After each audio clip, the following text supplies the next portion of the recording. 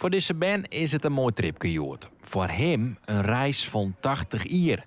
Jan van de Heuvel van Naarden klimt Joert op eenzelfde schip dat in de hongerwinter van 45 zijn leven redde. Het was natuurlijk donker, hè? Het was gewoon de luiken die waren dicht. Alleen, laat ik zeggen, dus het laatste gedeelte van de reis, toen het begon te waaien, toen werden ook de meesten wel ziek. Geen eten, geen drinkwater of medische zorg.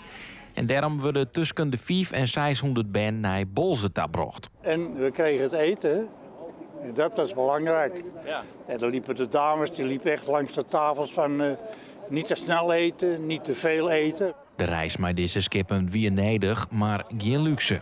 Nou, dat we eigenlijk schrikbarend. Zo, als je een baan hebt van 10 jaar en die weegt misschien 40, 50 kilo, nou, dan wegen zij er de helft van.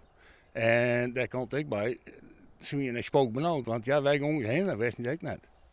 Daar zijn er nooit op een schip geweest. Dus zij zit er weer direct bij.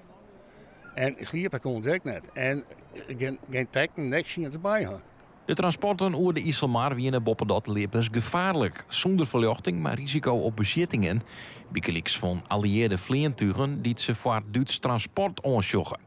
Wiel de verhaal, maar in de jaren daarna wordt er haast net meer op praat.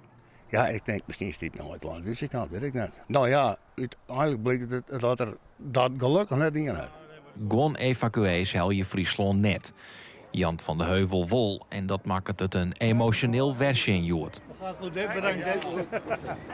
Ja, dankjewel allemaal, hè.